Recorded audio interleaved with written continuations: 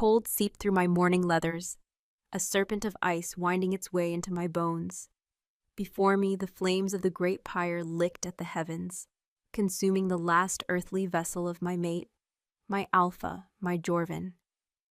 The acrid scent of burning pine and sacred herbs mingled with the metallic tang of 1,000 heartbreaks, a perfume of grief that choked the frigid night air.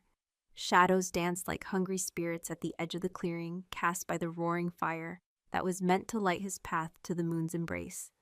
They saw a Luna broken, a widow shrouded in sorrow, her spirit meant to burn to ash alongside her husband's body. But inside, my wolf paced. She tasted the weakness in the air, the cloying scent of pity from the pack, the sharp, ambitious hunger of those who would see his throne filled.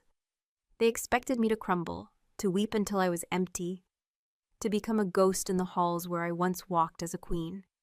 The whispers were a constant rustle of leaves in the wind, words of succession, of tradition, of the way things must be.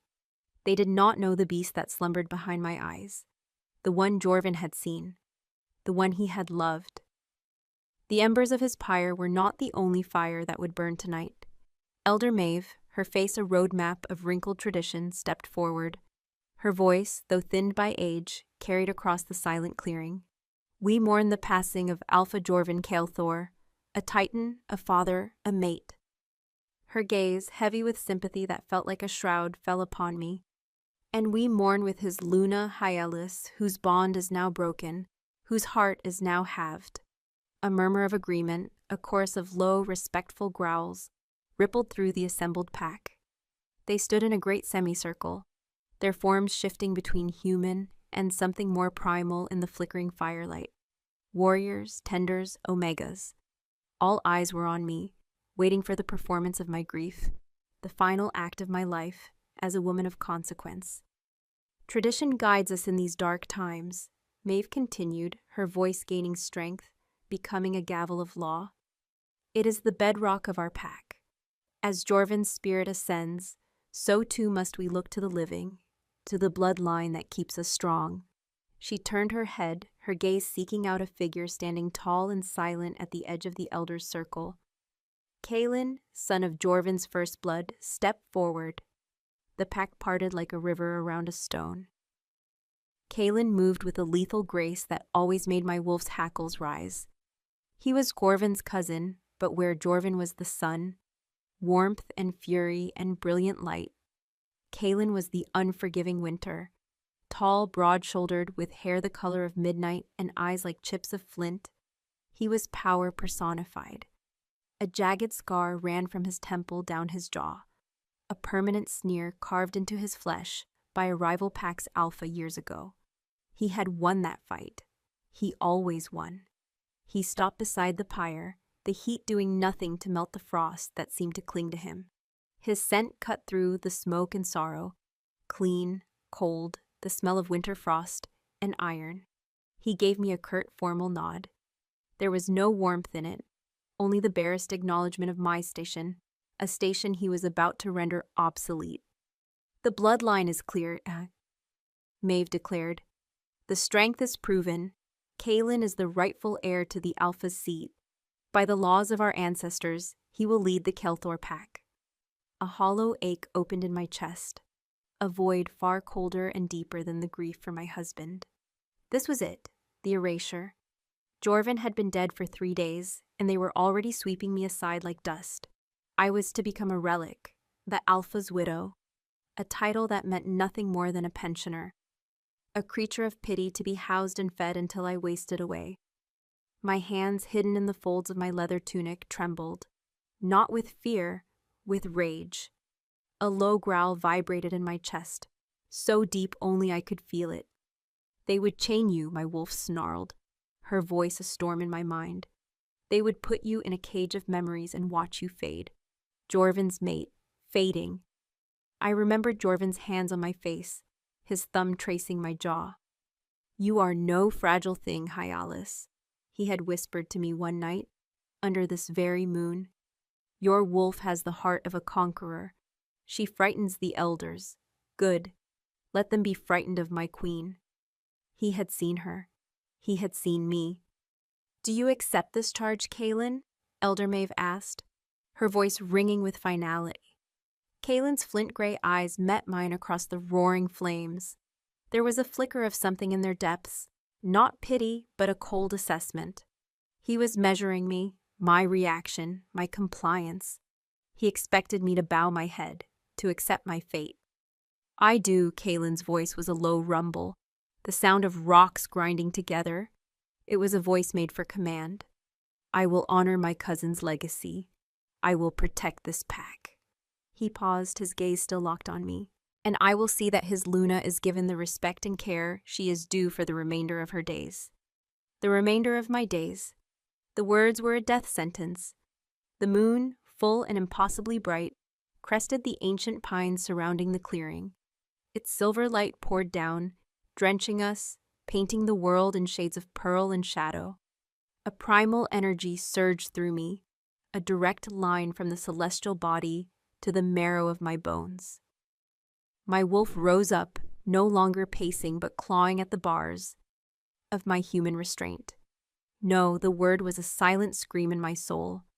I am not a memory. I am not a relic. I am the mate of the Alpha. His power was my power, his pack my pack. As Maeve raised her hands to complete the ritual, to anoint Kaelin with the ceremonial ash from the pyre, my body moved of its own accord. I took a step forward, the crunch of my boot on the frozen earth a gunshot in the charged silence. Every head turned. Kaelin's eyes narrowed. Maeve's hand froze in midair. Luna, she questioned, her tone laced with a sharp edge of warning. This is not your place. His place was by my side, I said, my voice rough, torn from a throat raw with unshed screams.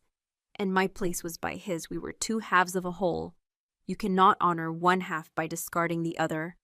A wave of shock rippled through the pack. A Luna did not speak during a succession rite. A widow did not question the elders.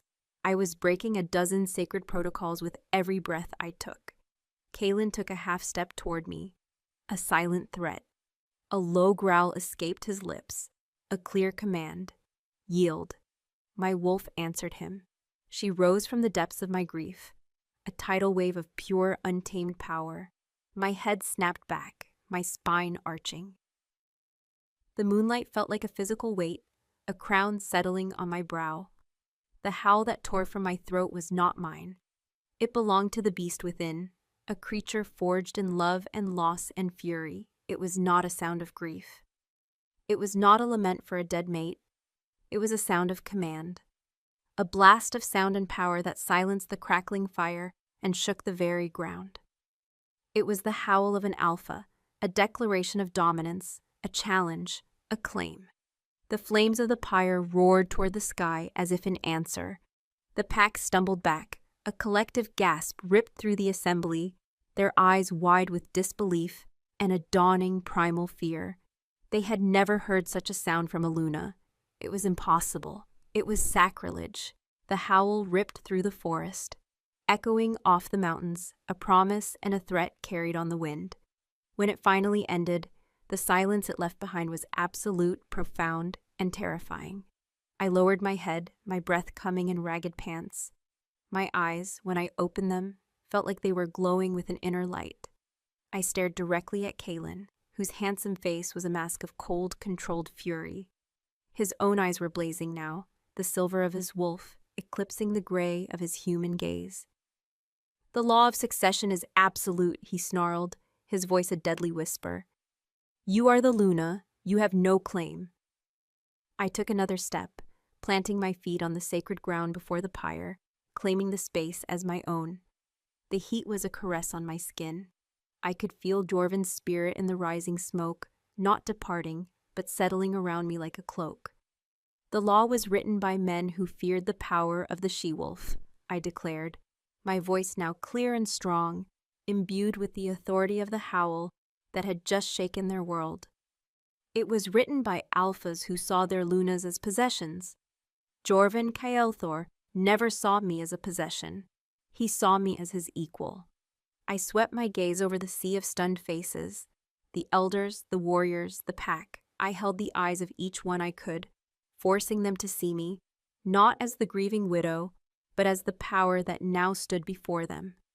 His strength is in my blood. His heart beats with mine. His wolf runs with my own. You would follow a cousin's claim, a claim of distant blood, over the claim of the soul bond?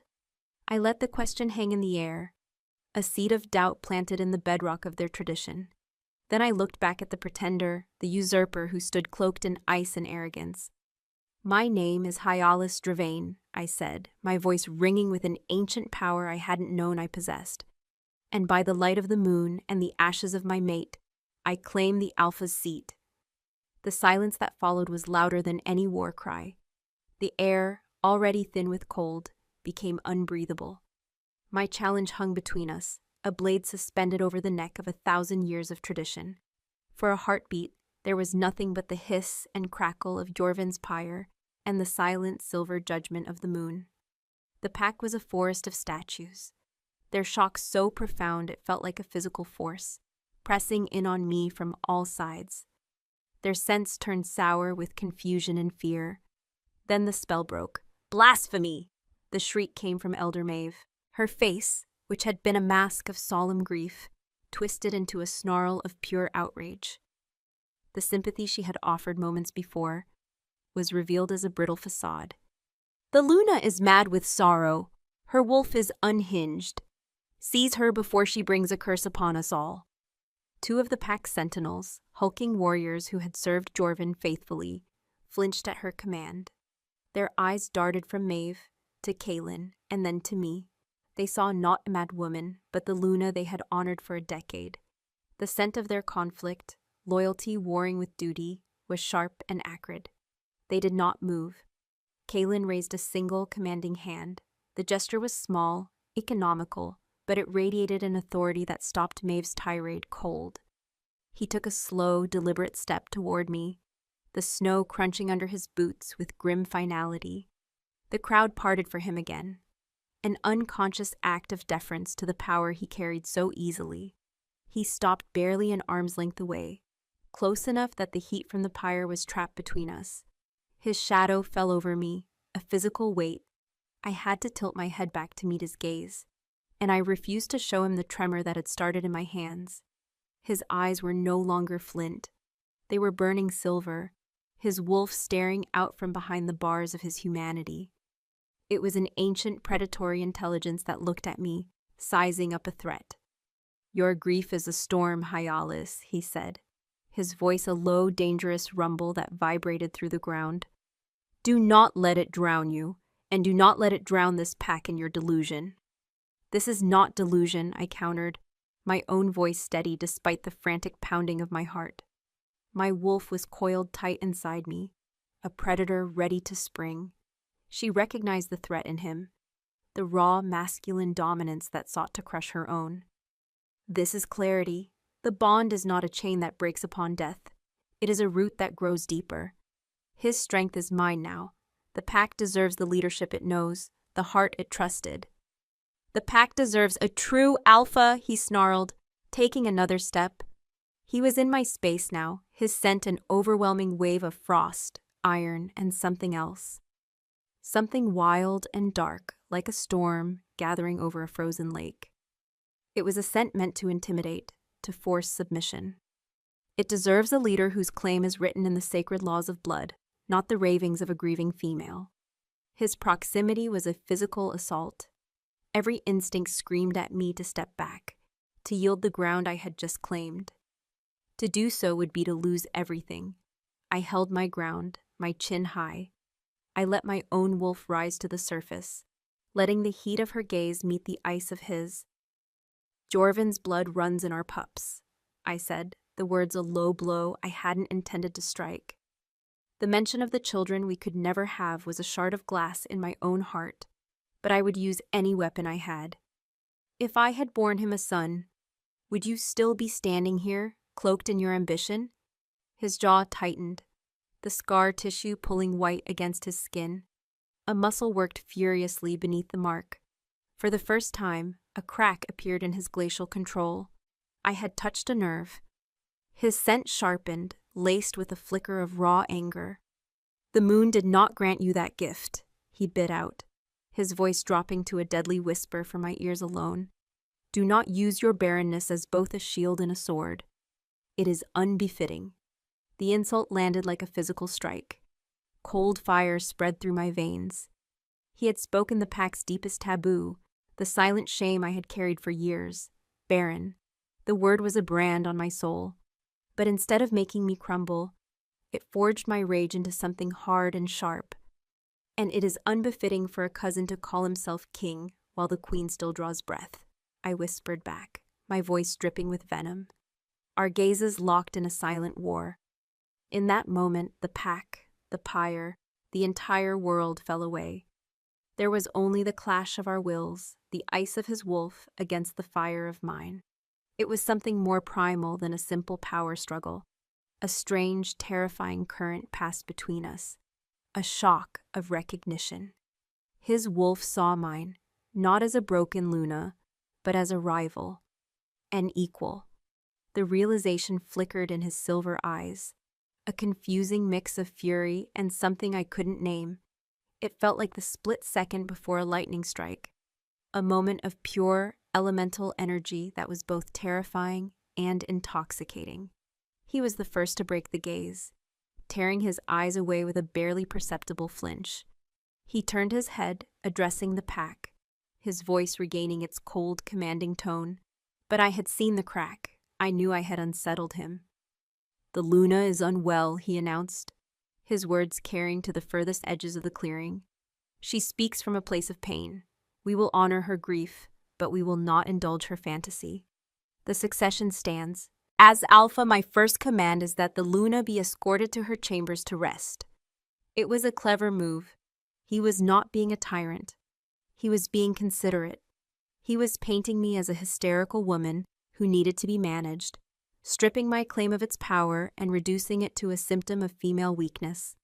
The murmurs in the pack shifted. I could smell their uncertainty turning to acquiescence. They were used to following commands, and Kaylin's voice was the voice of an alpha. I will not be dismissed, I said, my voice ringing out, clear and defiant. I stepped around him, forcing him to turn back to me, forcing the pack's eyes back to our conflict. I will not be sent to my chambers like a misbehaving child. My claim was not a request. It was a declaration. Then what do you propose? It was Maeve who spoke, her voice like grinding stones. That we abandon the laws that have kept us safe for generations. That we follow a Luna into madness. She-wolves do not lead. They nurture. They heal. It is not their place. Our world is changing, I shot back, turning to face her, to face them all. Our enemies multiply. The Valerius pack to the south grows bolder. The human hunters press closer to our borders every season. Jorvin knew this. He knew that strength was not just about claws and fangs. It is about cunning. It is about heart. It is about a bond with this pack that goes deeper than blood. I placed a hand over my heart. I held that bond with him. I hold it now. Kaylin offers you the strength of a hammer, meant only to shatter. I offer you the strength of a shield, meant to protect. A few heads nodded in the crowd. I saw it. The younger she-wolves, their eyes bright. A few of the older warriors, men who had seen Jorvin and I rule together, who knew our partnership was more than ceremony. The seeds of doubt I'd planted were sprouting. Kaylin saw it too. The fury in his eyes deepened into something colder, more calculated. He saw his easy succession slipping through his fingers. He knew he could not force the issue without dividing the pack, a weakness our enemies would exploit in a heartbeat. He was trapped. And a trapped wolf is the most dangerous kind. He strode to stand beside Elder Maeve, a united front of tradition and power. His gaze swept over the pack, reclaiming their attention before settling on me. The false consideration was gone, replaced by the chilling authority of a warlord. You speak of laws changing, he said, his voice echoing in the cold night.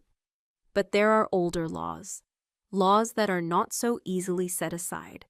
Laws of trial. If you truly believe the spirit of the Alpha resides in you, if you truly believe you have a claim, then you will not fear proving it. A collective gasp went through the pack. A fearful energy, thick and suffocating, descended on the clearing. I felt my blood run cold. I knew what he was suggesting. There were ancient rites, brutal and often fatal, designed to settle disputes so profound they threatened to tear a pack apart. They had not been invoked in centuries. Maeve's lips curled into a triumphant, cruel smile. "Yes," she hissed, "the rite of blood and bone." The name fell into the silence like a stone into a deep well. It was a death sentence, a trial of 3 parts, designed to test a shifter's body, mind, and spirit to their absolute breaking points. No one in living memory had survived it. It was a legend told to frighten pups, a relic of a more savage age.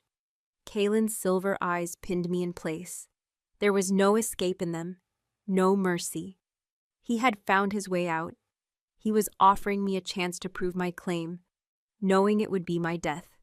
He would get the throne, his hands would be clean, and tradition would be upheld in the most brutal way imaginable. "You wish to wear the crown, Hyalus?" he challenged, his voice a silken threat. "Then you must prove you can bear its weight. You will face the hunt, the silence, and the heart. You will prove your strength, your endurance, and your connection to the pack spirit, or you will perish." He paused, letting the weight of his words crush the hope that had flickered within the pack. "That is the law. Do you accept the trial, or do you yield your claim?" The weight of 100 pairs of eyes pressed down on me, a physical force threatening to drive me to my knees. The name of the trial, Blood and Bone, echoed in the sudden, tomb-like silence. It was a specter, a campfire story meant to curdle the blood of pups, and Kalen had just given it flesh. My own blood turned to ice in my veins. My human mind screamed, a frantic litany of impossibilities. The hunt, the silence, the heart, they were not mere tests. They were executions veiled in ritual. But my wolf, the beast he had so easily dismissed, was not afraid. She tasted the challenge in the air, the scent of his arrogance, and she met it with a low, rumbling growl that vibrated in my soul. She would rather die on her feet than live on her knees. She would rather be torn apart in the heart of the forest than fade into gray obscurity in a quiet room, haunted by the ghost of what she once was.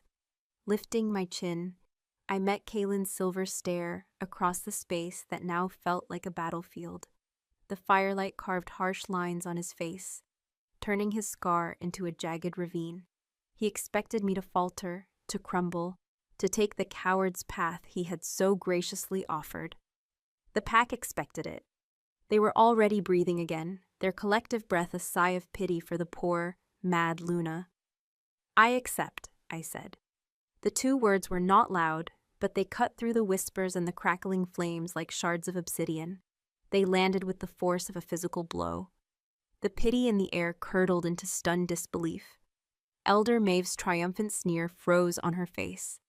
Even Kalen, for the briefest of moments, let a flicker of genuine surprise break through his icy composure. He had not believed I would call his bluff. My voice gained strength, fueled by the wild, defiant spirit of my wolf. "I accept the right of blood and bone. I will face your hunt. I will endure your silence. I will claim the heart.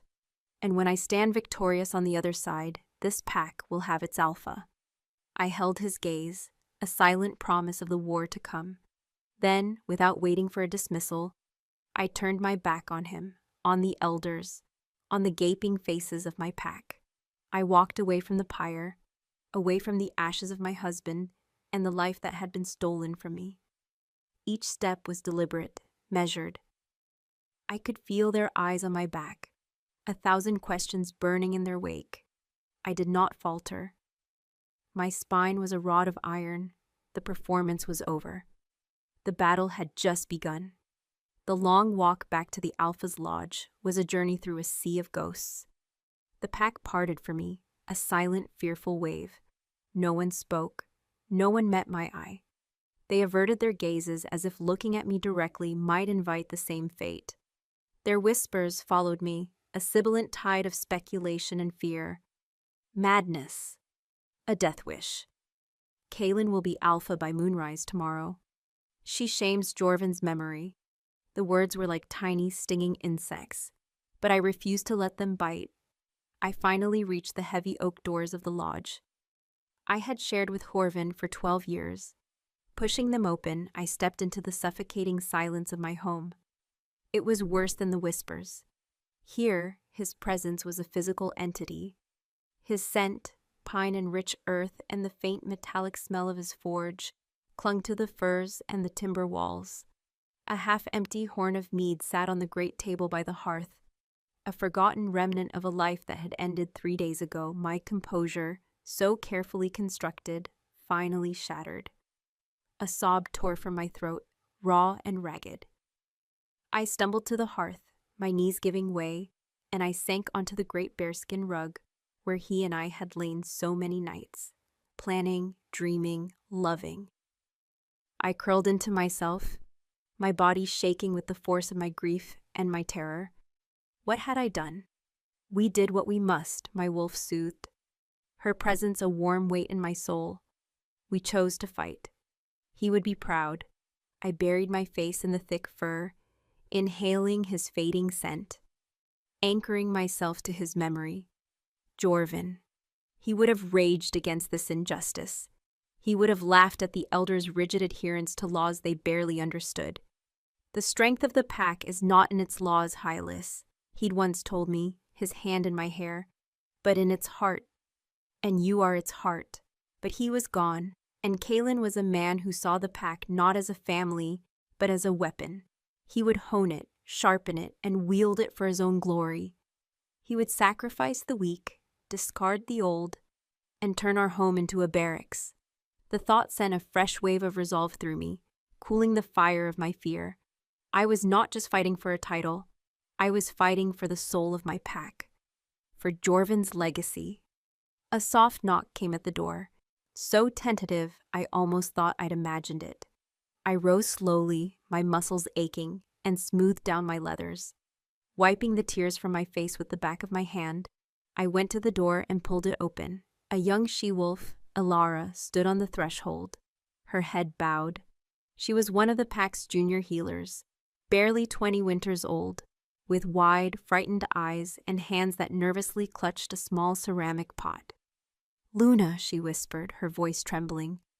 "Forgive the intrusion. I heard you were unwell. I brought a balm for the nerves." It was a flimsy excuse, but the kindness behind it was a balm in itself. I looked into her face and saw not pity, but a desperate, fearful hope. She was one of the few who had not looked away. "Thank you, Elara," I said, my voice hoarse. "Come in." She scurried inside, keeping her eyes down, as if she were committing a crime. She placed the pot on the table and wrung her hands. "They are all saying you have lost your mind to grief," she whispered, her words rushing out in a torrent. "Elder Maeve is telling everyone that Kalen is showing you mercy, giving you a warrior's death instead of letting you fade in shame. They are twisting it, Luna. They are making your strength sound like weakness."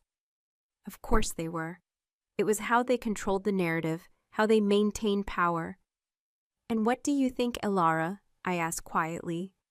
She finally lifted her head, and her wide, doe-like eyes were filled with a fierce light that surprised me. "I think I heard an alpha's howl tonight," she said, her voice dropping lower. My wolf heard it. She bowed. "I am not the only one." A flicker of hope ignited in the cold cavern of my chest. "Be careful, little one," I warned her gently. "Such thoughts are dangerous right now." "Courage is always dangerous," she replied, a flash of Jorvin's spirit in her words. She took a step closer. "The rite is ancient. No one remembers the truth of it. Only the fearsome legends. But there are old texts, in the healer's den. Maeve guards them, but she is not the only one with a key. Be careful, Hylas. Kalen and the elders will not be fighting fair. They don't want a trial. They want a sacrifice." Before I could respond, a heavy footstep sounded on the porch outside. Alara's face went white with terror.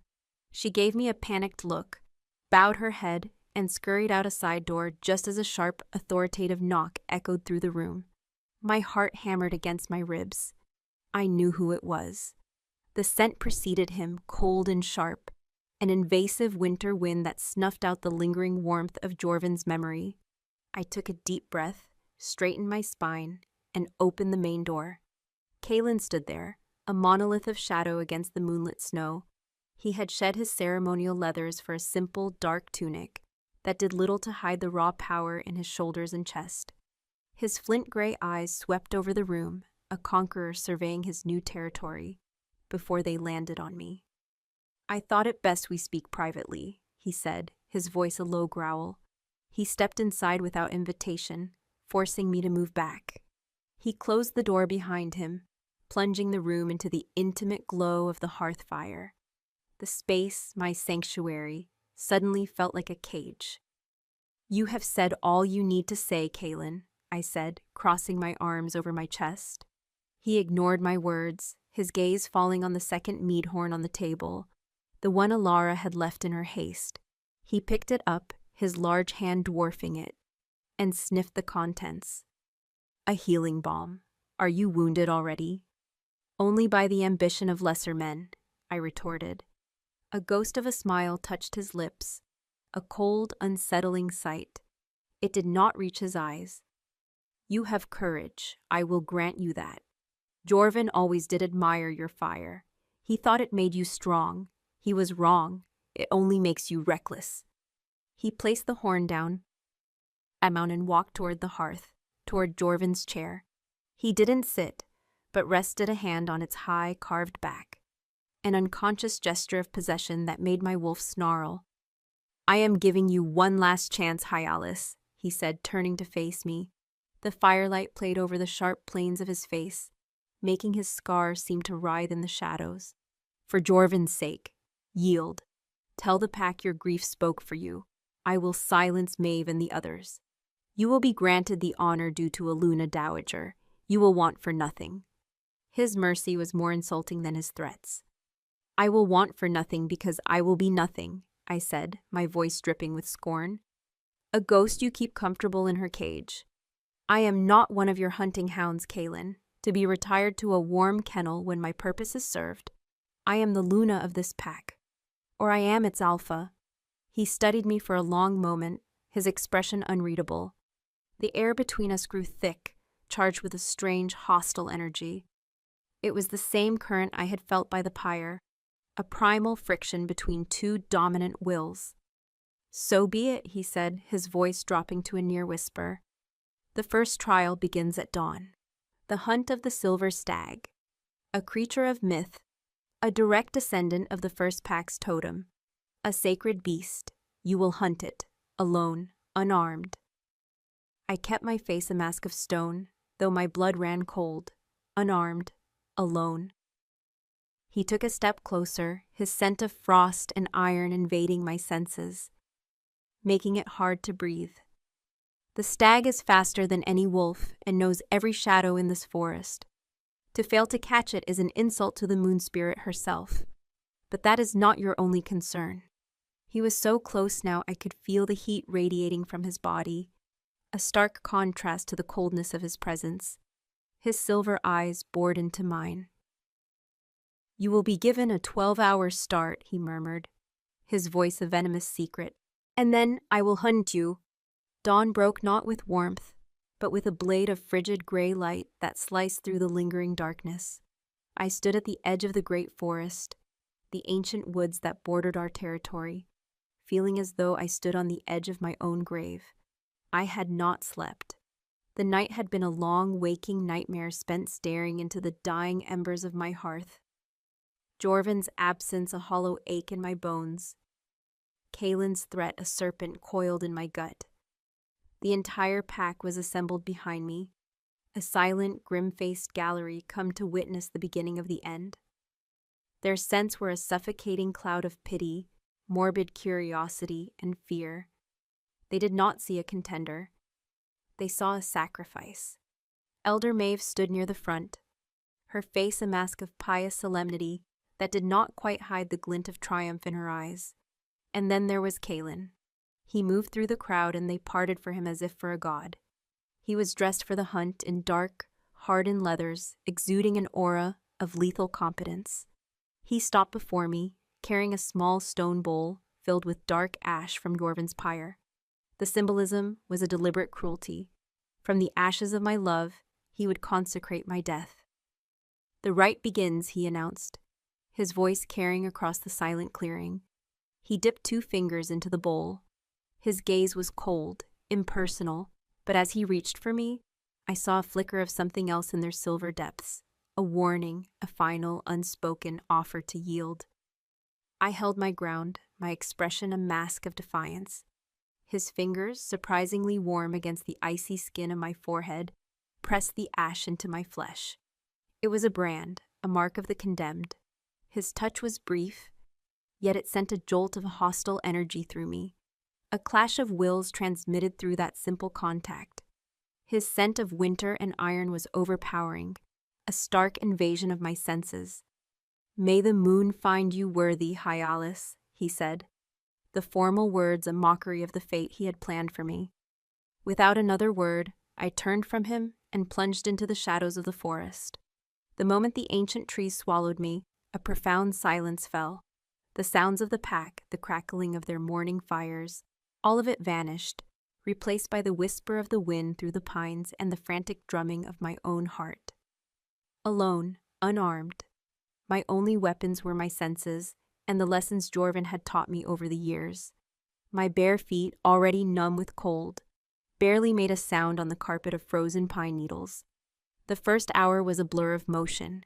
I ran, putting as much distance as I could between myself and the clearing. I needed to be deep within the territory before I began the true hunt. Kaelin had given me 12 hours. It was a generous head start that felt more like a taunt than a mercy. As my body warmed with the exertion, my mind cleared. Panic gave way to a cold, sharp focus. My human fear receded, and my wolf's instincts sharpened. The forest was not an enemy. It was my home. I knew its secrets, its hidden paths, its language. "The silver stag is not a beast of flesh and blood alone," Jorven's voice echoed in my memory, a ghost at my shoulder. "It is a spirit. It does not run from the hunter. It flows away. You cannot track its prints. You must track the way the moonlight bends around it." But it was daylight. I had to rely on something else. Scent. I stopped, closing my eyes, tilting my head back, and breathing in the soul of the forest. I filtered through the layers of scent: damp earth, rotting leaves, the sharp tang of pine sap, the musky trail of a fox that had passed hours ago. I pushed them all aside, searching for something otherworldly, something that did not belong. And then I caught it. It was faint, a mere whisper on the wind, but it was unmistakable. Ozone, like the air after a lightning strike, the clean, pure scent of running water over cold stones. And something else. Something that smelled like moonlight given substance. It was the scent of magic. The scent of the stag. My heart leaped. It was real. For a moment, a sliver of doubt had told me Kaelin was sending me on a fool's errand, chasing a myth until he came to claim his forfeit. But the stag was here. Hope, a fragile, dangerous thing, unfurled within me. I began to move, no longer running blindly, but flowing with the currents of the wind, my senses stretched to their limit. I was a predator now, my grief and fear burned away by the pure, primal purpose of the hunt. For hours I tracked the ethereal scent, a silver thread leading me deeper into the oldest part of the woods, a place of moss-choked giants and deep, silent shadows. The trail grew stronger, the scent of ozone so thick I could almost taste it. It was close. I moved to the crest of a ridge, overlooking a secluded hollow, where a waterfall cascaded over mossy rocks into a crystal-clear pool. The air hummed with energy. This was a sacred place. And there, drinking from the pool, was the stag. My breath caught in my throat. It was more magnificent than any legend had described. Its coat was not white, but the color of spun moonlight, seeming to shift and shimmer even in the flat daylight. Its antlers were like branches of polished silver, and its eyes, when it lifted its head, were pools of liquid starlight. It was not a creature of this world. It saw me. Our eyes met across the hollow. There was no fear in its gaze, only a calm, ancient intelligence. This was not a beast to be killed. It was a spirit to be communed with. The trial was not about a kill. It was about worthiness. I had to touch it, to be accepted by it. That was the true test. Slowly, holding my hands out in a gesture of peace, I began to walk down the slope. The stag watched me, its head high, its magnificent form perfectly still. I took another step, my heart a wild drum against my ribs. And then the world tilted. A new scent hit me, sharp and foul, cutting through the sacred air of the hollow. It was the bitter, metallic smell of iron and the cloying, acrid odor of wolfsbane. A hunter's scent mask. It was old, several hours old, but it was strong, and it was deliberately laid in a perimeter around the hollow. A trap. Not for me, for the stag. Rage, pure and black, washed over me, so potent it was nauseating. This wasn't a trial, it was a setup.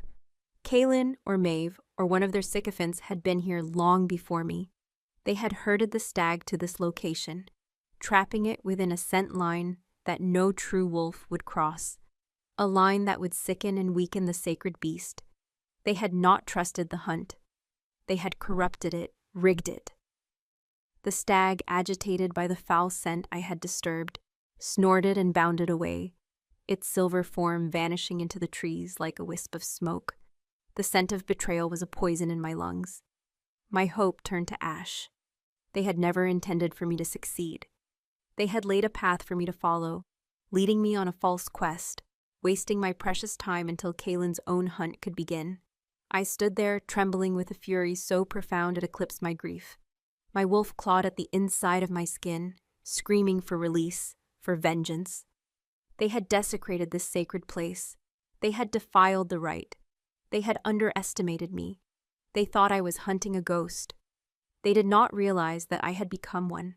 I checked the sun. The 12 hours were nearly gone. He would be coming soon. My original plan, to find the stag and win the trial, was a fool's dream. It was time for a new plan. I was no longer the hunted. I would no longer play their game. I left the hollow, but I did not try to pick up the stag's trail. Instead, I began to work, my movements swift and silent. I doubled back on my own path, using the tricks Jorvin had taught me to obscure my tracks. I climbed rocks, waded through icy streams, used the wind to carry my scent in the wrong direction. I was not running. I was preparing the battlefield. As twilight began to bleed through the forest canopy, casting the world in shades of purple and gray, I found my spot. A narrow ravine, choked with fallen logs and thorny briars. A death trap for anyone moving at speed. I settled myself in the deepest shadows, my back against a cold granite boulder, and I waited. I didn't have to wait long. His scent came first, a clean, cold spear on the evening air, frost and iron. He was moving fast, with the long, ground-eating lope of a wolf, but he was in his human form, a calculated choice. He wanted to face me as a man, to reinforce his dominance, his right to judge me. He appeared at the edge of the ravine, a tall, dark silhouette against the dying light. He was a perfect predator, his movements fluid and silent. He paused, his head tilted, his senses tasting the air. His flint-gray eyes scanned the shadows, and for a terrifying second, I thought he had seen me. "Your time is up, Hyalus." His voice echoed in the ravine, low and resonant. "The game is over. Show yourself." I remained perfectly still, slowing my breathing, my heartbeat, becoming a part of the stone at my back. Let him think I was afraid. Let him think I was hiding. He leaped down into the ravine with impossible grace, landing without a sound.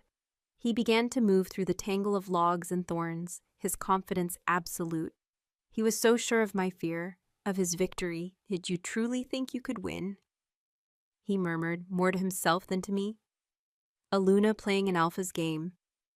Jorvin indulged you, but I will not. Your pride will be your undoing." He was 10 feet away. 5. He passed the log I was hiding behind, his back to me for a single fleeting second. Now. I exploded from the shadows, not with a roar, but in utter silence. I did not attack. I ran. I burst from my hiding place and scrambled up the far side of the ravine, my fingers and bare feet finding purchase on the cold rock. He whirled around, shock and fury warring on his face. He had been so focused on the hunt, he hadn't anticipated the ambush. He snarled, a guttural sound of pure rage, and launched himself after me. But I had planned for this. The path I took was treacherous, designed to slow him. He was stronger and faster, but I was lighter, more nimble. I reached the top of the ravine just as his hand closed around my ankle, his grip a band of iron. He yanked me back. I fell crying out as my body slammed against the hard earth. He was on me in an instant, his weight pinning me, his face inches from mine. His eyes were no longer flint, but blazing silver, his wolf looking out, furious at being tricked. "You would run," he snarled, his breath hot against my face. "You will face your failure." His hand went to my throat, not to choke, but to hold, to dominate, to force my submission. And in that moment, pressed to the cold earth with the full weight of his power upon me, with the scent of his rage filling my senses, something inside me broke. The last thread of human restraint snapped. My wolf, caged and furious, surged forward. A guttural growl ripped from my throat, a sound that was not human. His eyes widened in shock as he felt the power explode from me. It wasn't a choice. It was a desperate, primal instinct to survive, to fight, to answer the dominance pinning me down with the dominance of my own. The shift was agony and ecstasy, the scream of my bones breaking and reforming, the searing heat of my muscles tearing and knitting themselves into a new, more powerful form. He scrambled back, his grip on me lost in the violent transformation. Where a woman had been, a wolf now stood. My fur was not the brown of my hair, but a pale, ghostly silver, the color of the moon that had witnessed my vow. I was leaner than the other pack wolves, built for speed and cunning rather than brute force. I rose to my full height, my lips peeling back from my teeth in a silent snarl. My eyes, glowing with a cold blue light, met his. He stared, for the first time, not at Jorvin's widow, not at a grieving Luna, but at a rival he had never seen before.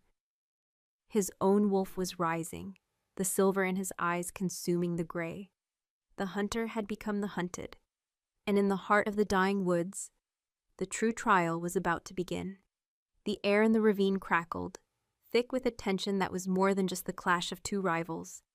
It was the collision of two worlds, his, forged in tradition and brute strength, and mine, born from the ashes of love and defiance.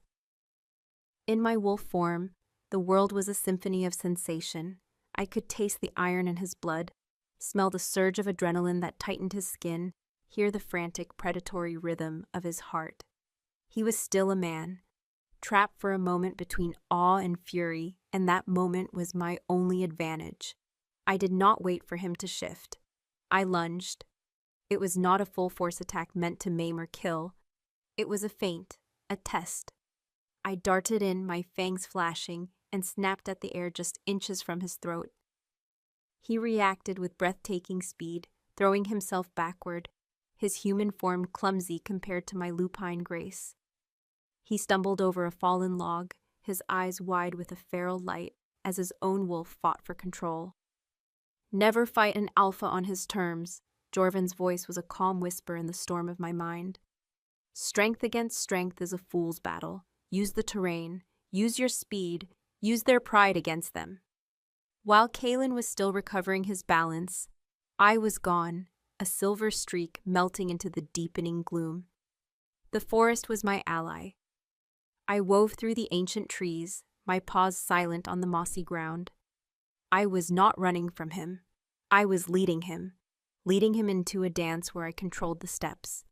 The agony of his own shift tore through the forest, a sound of ripping flesh and snapping bone that ended in a guttural roar of pure unleashed power.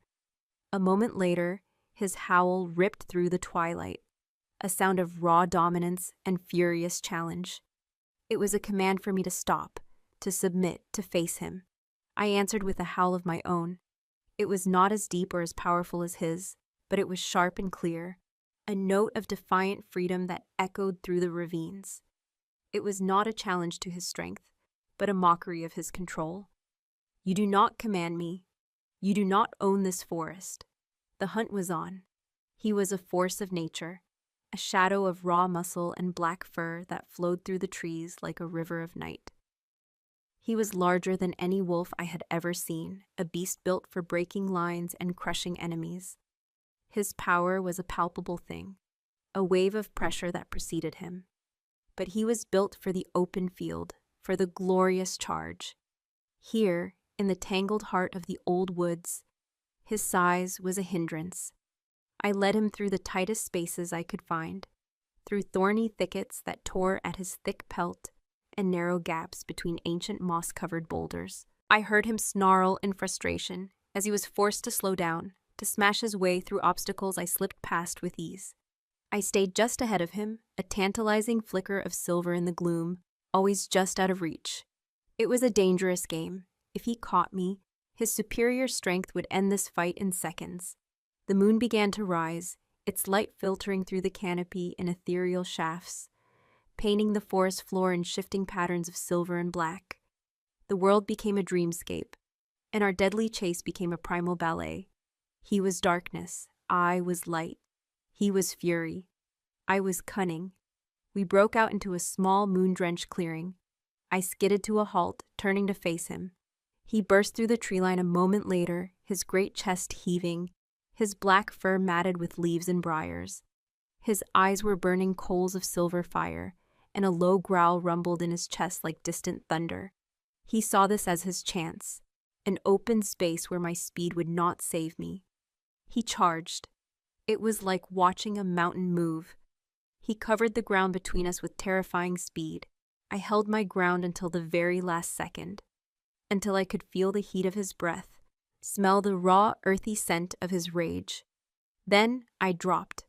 I fell to the ground, tucked and rolled, letting his momentum carry him over me. His massive form blotted out the moon for a heartbeat, a terrifying eclipse of black fur and snapping teeth. As he thundered past, I surged to my feet and launched myself at his hind leg. My fangs sank into the thick muscle above his hock. It was not a disabling blow, but it was a shock, an insult. He roared, a sound of pain and outrage, and spun around trying to catch me. But I was already gone, darting back toward the safety of the trees. He limped for a few steps, his pride wounded far more than his leg. The look in his eyes was no longer just fury. It was a grudging, hateful respect. I was not the hysterical Luna. I was not the grieving widow. I was a wolf, and I was a threat. He stopped, his head low, his body coiled like a massive spring. He was done chasing. He was changing his tactics.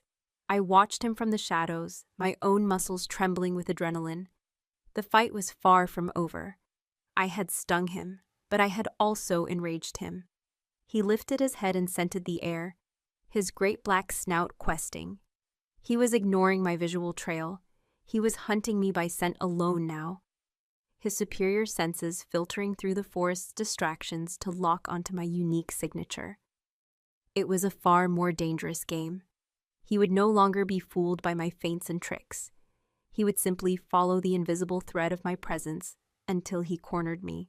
I had to do something he would not expect, something no sane wolf would do. I broke from the tree line and ran, not away from him, but directly toward the sound of the waterfall, towards the hollow of the silver stag, the place that reeked of the hunter's foul scent trap. He would expect me to avoid it, to flee from the sickening stench of iron and wolfsbane.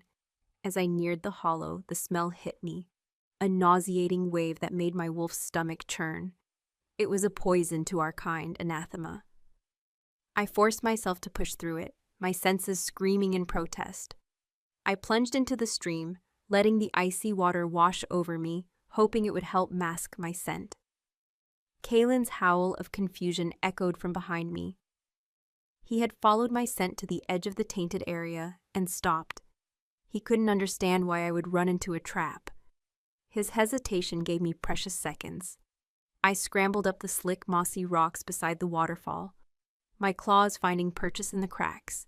The spray soaked my fur, chilling me to the bone, but it also washed away my scent, replacing it with the clean, powerful smell of stone and rushing water. At the top of the waterfall, I found a shallow cave hidden behind the cascade, a secret place Jorvin had shown me once. I slipped inside, my body shaking uncontrollably from cold and exertion. From my hiding place, I watched as Kalen, a great black shadow, entered the hollow. He moved cautiously, his nose to the ground, his body language a tapestry of confusion and suspicion. He circled the clearing, his powerful form tense. He knew I was here. He could feel it. But he could not find me. The water, the tainted scent line, it was all scrambling his senses. The frustration radiating from him was a tangible thing. He let out a low guttural snarl and clawed at the earth, tearing up chunks of moss and soil. He was an alpha unaccustomed to being thwarted. He was a creature of absolute power, and I had turned that power into a weakness. Then he stopped. He stood perfectly still, his head raised, his body rigid. He was no longer trying to scent me or see me.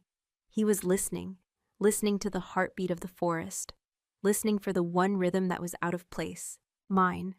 My heart, which had been hammering against my ribs, suddenly felt like a traitorous drum, beating out my location. I tried to slow it, to calm the frantic pace, but the cold and the fear were too strong. His head turned slowly, his burning silver eyes scanning the waterfall. He couldn't see me through the curtain of water, but he knew. The hunter's instinct, ancient and unerring, was guiding him. He took a step toward the falls, then another. This was the end of the game. There was nowhere left to run. My cunning had only bought me time.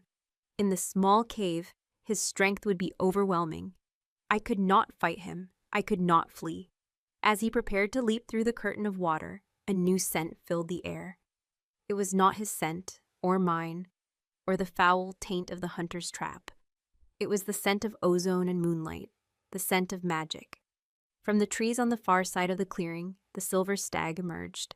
It stepped into the moonlight, its coat shimmering, its eyes like pools of starlight. It was not afraid. It walked with a calm, regal grace, its silver antlers held high. Kalen froze, his attack forgotten. He turned to face the sacred beast, a low growl of disbelief rumbling in his chest. The stag did not look at him. Its luminous gaze found me in my hiding place behind the water. It saw me, and it held my gaze. In that moment, a sense of profound peace washed over me, a silent communication passing between us. It was an acknowledgement, a blessing. Then it lowered its head, and with a soft, ethereal sound, it knelt. The sacred beast, the spirit of the forest, the totem of our people, was bowing to me. Kalen stared, his great wolf body trembling with a mixture of shock and awe. The rite of the hunt was not about catching the stag. It was about being chosen by it. Slowly, I emerged from behind the waterfall, my silver form dripping and shaking. I walked into the moonlight, my head held high, and stopped before the kneeling stag. It radiated a warmth that pushed back the bone-deep cold. I lowered my own head in a gesture of respect and gratitude. I had not won by claw or fang. I had won by wit and desperation, and the spirit of the forest itself had borne witness. I turned my head and looked at Kalen. The black wolf stood frozen, his silver eyes wide with an emotion I had never seen in him before. Utter defeat. His fury was gone, replaced by a stunned, unwilling reverence for the impossible sight before him.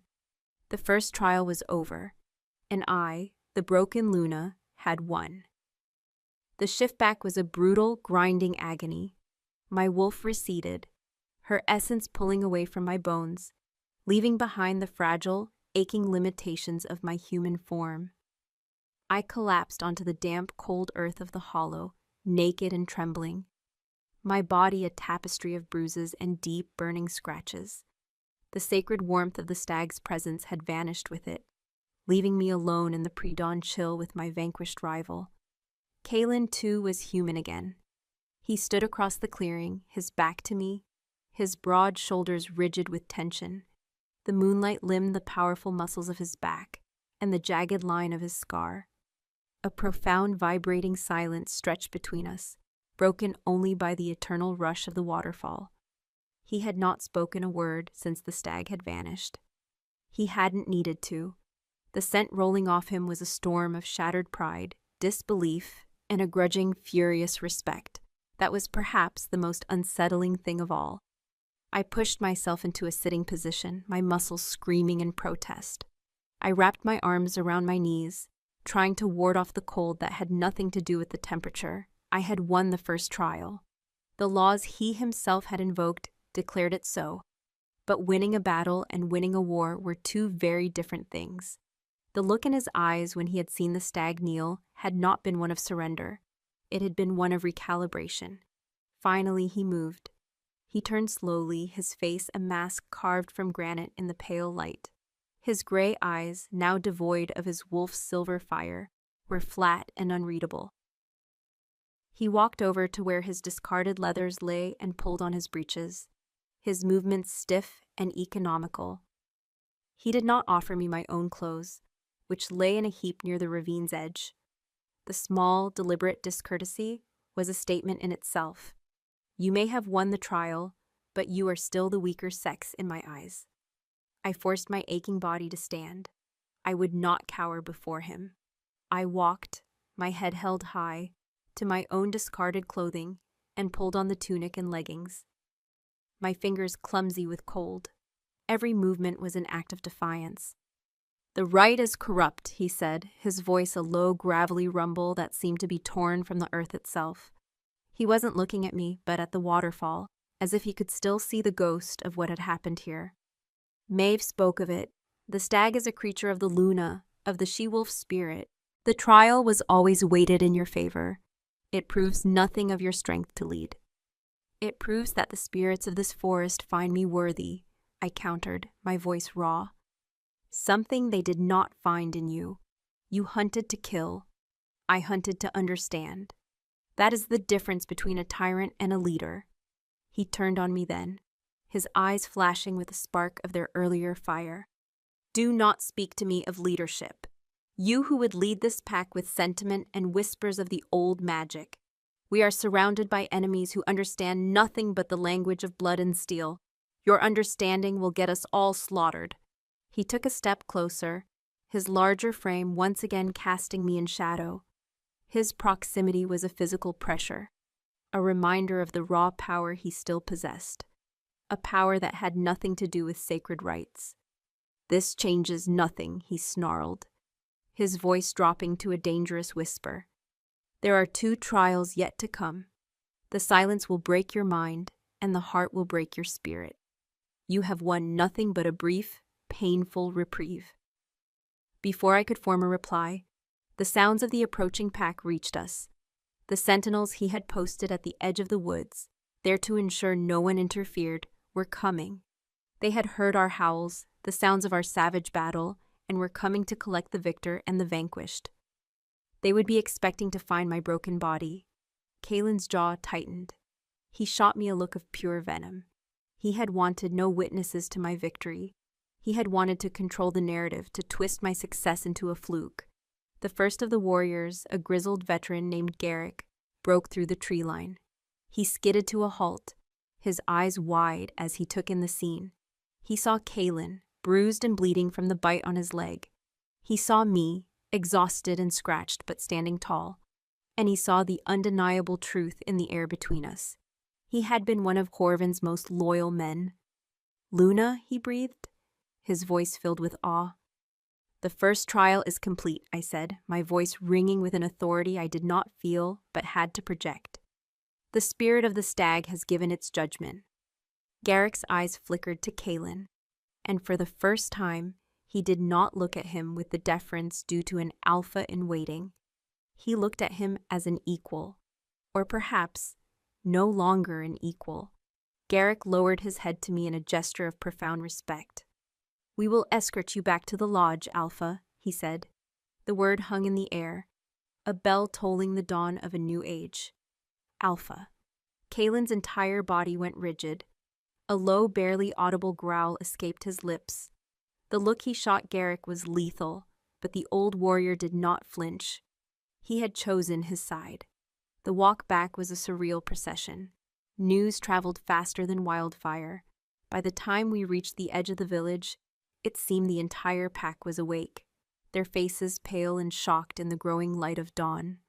They stared as I walked past, flanked by Garrick and the other sentinels. They saw the weariness in my bones, but they also saw the unwavering set of my jaw. And they saw Kalen walking several paces behind me, his limp more pronounced, his face a thundercloud of fury. They didn't need to be told what had happened. They could smell it, the scent of my victory, faint and ethereal like ozone and moonlight, clung to me, and the scent of his defeat, a bitter metallic tang of rage and humiliation, followed him like a shroud. Whispers erupted in my wake. Alara, the young healer, stood near her doorway, her hands pressed to her mouth, her eyes shining with tears of joy. Elder Maeve, however, stood before the council lodge, her face a mask of disbelief that was slowly hardening into pure hatred. Our eyes met, and in their depths, I saw a promise of the pain that was yet to come. She would not accept this. She would find a way to destroy me. When I reached my own lodge, Garrick posted the 2 sentinels at my door. "No one enters without your permission, Alpha," he said, his voice a low, steady rumble of loyalty. It was the most beautiful sound I had ever heard. Inside, the silence that greeted me was different. It was no longer the suffocating silence of grief, but the calm, quiet space of a sanctuary. I was so tired I could barely stand. I stripped off my torn, filthy leathers and went to the basin of water. As I washed the blood and dirt from my skin, I saw my reflection. I looked different. The woman who stared back at me was not the same one who had walked into the forest yesterday. Her eyes were older, filled with a knowledge of violence and survival that had not been there before. There was a new hardness in the line of her mouth, a new strength in the set of her shoulders. I had walked into the woods as Jorvin's widow. I had walked out as myself. A soft knock came at the door. I wrapped myself in a heavy fur robe and called out, "Enter!" It was Alara. She carried a tray with steaming broth, fresh bread, and a pot of healing salve. She set it down on the table, her movements quick and quiet, her eyes shining with an almost religious fervor. "We heard," she whispered, her voice trembling. "Garrick told us." The stag knelt. I nodded, my throat too tight to speak. "They are afraid," she went on, her words tumbling out. "Maeve is in the council lodge with Kalen and the other elders. They are closeted. They are plotting. They will not let you win the next trial." "The silence," I said, the name of it a cold weight in my stomach. Ilara's face went pale. "Yes, it is a trial of the mind. They will lock you in the Elder's Cave beneath the mountain. It is a place of absolute darkness and absolute quiet. No shifter has ever endured it for more than a day without going mad. The silence, it makes the wolf claw its way out. They say the whispers of the mountain drive you insane. You are to be left there for 3 days. 3 days in total darkness, buried alive. It was a torture designed to break the mind, to sever the connection between human and wolf. My victory in the hunt had been a victory of the wolf. This next trial was designed to destroy her. "There is more," Alara said, her voice dropping even lower. She leaned in close, her scent sharp with fear. I overheard one of Maeve's acolytes. She spoke of a special incense they planned to burn at the cave mouth. Not enough to be obvious, but enough to drift inside. It's called gray haze. It doesn't harm the body, but it amplifies fear. It turns shadows into monsters and silence into screams. They are not just testing you, Hyalus. They are ensuring your failure. The scent of betrayal once again. Deeper and more poisonous this time. They would not give me a fair fight. They would cheat. They would drive me mad and call it the will of the spirits. I looked at the young healer, at the fierce loyalty burning in her eyes. I had an ally. It was more than I'd had yesterday. "Thank you, Ilara," I said, my voice steady. Tell me everything you know about this gray haze, and tell me, is there an antidote? Alara's eyes widened.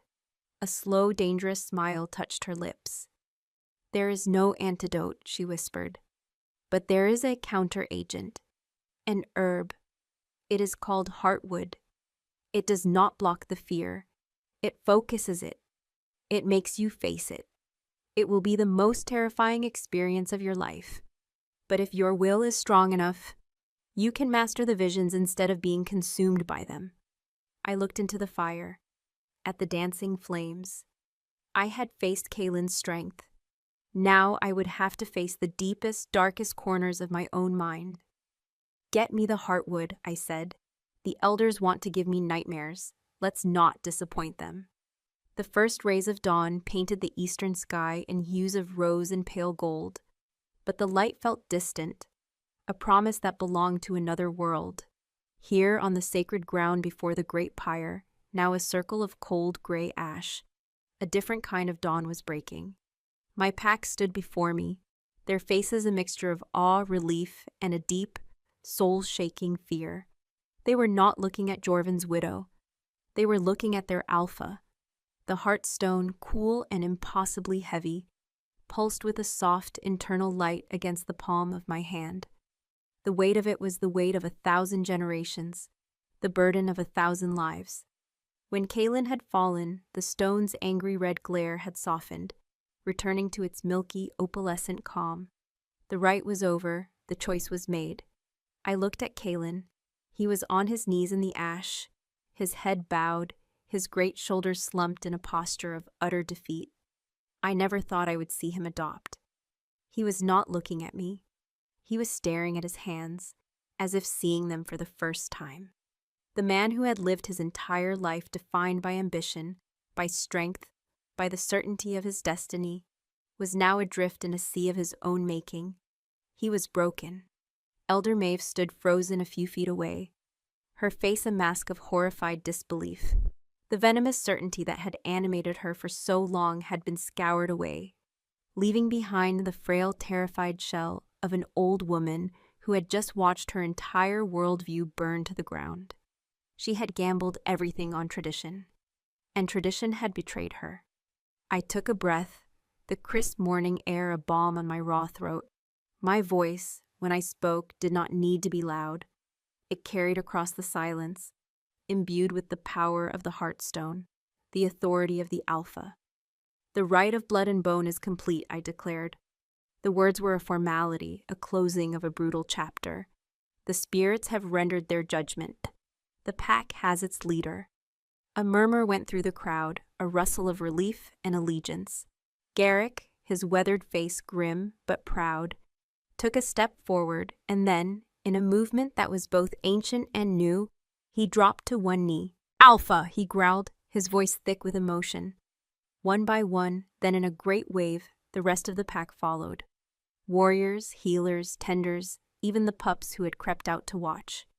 They knelt in the cold ash of their former alpha's pyre, bowing their heads, not to a bloodline, but to a spirit. Ilara knelt among them, her face streaked with tears, but her eyes were shining with a triumphant light that mirrored the fire in my own soul. My gaze swept over them, my family, my pack. My heart ached with the weight of my love for them, the crushing responsibility I now held. I had fought for a title, but I had won a future, their future. Only two remained standing, Maeve and Kaylin. I walked toward them, the heartstone a cool weight in my hand. I stopped before Maeve first. Her eyes, sunken in their wrinkled sockets, were filled with a hateful terror. She expected retribution, banishment, death. "You tried to poison me," I said, my voice quiet, for her ears alone. "You desecrated the rites. You let your fear of change nearly tear this pack apart. By the old laws, your life is forfeit." A tremor ran through her frail body. She squeezed her eyes shut, bracing for the blow. "But the old laws are what led us here," I continued, my voice softening slightly. "They are a guide, not a cage. I am not the alpha you wanted, Maeve, but I am the alpha this pack needs. You will not be an elder any longer. You will step down from the council. You will spend your remaining days in the healer's den, and you will use your knowledge of the old ways to teach, not to command. You will serve the pack you sought to control. That is my judgment." Her eyes snapped open, wide with disbelief. It was a fate worse than death for a woman like her. To be stripped of her power, to be rendered irrelevant. She opened her mouth to speak, to protest, but one look at my face, at the unyielding fire in my eyes, and the words died on her lips. She gave a single jerking nod and stumbled away, a ghost already fading from the world of power. Then I faced Kalen. He did not look up. The scent of his shame was a bitter pall in the air. "You drove me to this," he whispered to the ground. I was the rightful heir. The bloodline was clear. "The bloodline was a convenience," I said, my voice firm, but not without a sliver of understanding. He was a wolf forged by the expectations of others, trapped in a destiny he never questioned. "You sought power, Kalen, but you never sought to understand the heart of what you wished to lead. You saw the pack as a weapon. I see it as a family." He finally lifted his head. The raw agony in his eyes was startling. He was not just a defeated rival. He was a man whose entire identity had been shattered. The vision in the Heartstone had shown him not just my pain, but his own future. A lonely throne, a pack ruled by fear, a legacy of blood and shadow. He had seen the truth of his own heart, and it had broken him. "What will you do with me?" he asked, his voice rough. "Will you banish me? Kill me as I would have killed you?" I looked at his strong hands, the hands of a warrior. I looked at the strength in his broad shoulders. He was a hammer, yes, but even a hammer can be used to build rather than just destroy. To banish him would be to create a powerful, bitter enemy. To kill him would be to embrace the very tyranny I had fought against. "No," I said. I held out my hand, not in forgiveness, not yet, but in offering. "You are the strongest warrior we have. Your blood is Kael'thor blood. Your loyalty, when given, is absolute. I will not have you as my enemy, and you cannot be my rival." He stared at my outstretched hand as if it were a serpent. "I am the Alpha," I said, my voice ringing with unshakable authority. "The heart and head of this pack. But every Alpha needs a strong right hand, a protector, a warlord to stand at their side and face our enemies. I offer you the position of my beta, Kalen. Serve the pack. Serve me. Find your redemption not in power, but in service. This is your choice. Kneel and accept your place, or walk away from this pack forever." The pack held its collective breath. The silence was absolute. Kalen stared at my hand, and a war raged in his eyes, the battle between his pride and his soul. He looked at me, truly looked at me, and for the first time, he saw not the woman who had taken his throne, but the Alpha who had earned it. Slowly, his shoulders, which had been slumped in defeat, began to straighten. The brokenness in his eyes was replaced by a flicker of a new, unfamiliar light. Purpose. With a deep, shuddering breath that sounded like a sob, he reached out and took my hand. His grip was firm, his calloused palm rough against mine, and then he lowered his head and knelt before me, a true vow of fealty. "Alpha," he said, and the word was not a curse, but a promise. A new sun was rising. I looked out at my pack, at my new beta kneeling before me, and I felt the last ghost of Jorvin's presence settle around me like a warm cloak. His legacy was not ashen memory. It was here, in the pack he had loved, in the mate he had believed in. I was Hylas Dravene. I was the Alpha who had risen from the ashes, and our story was just beginning.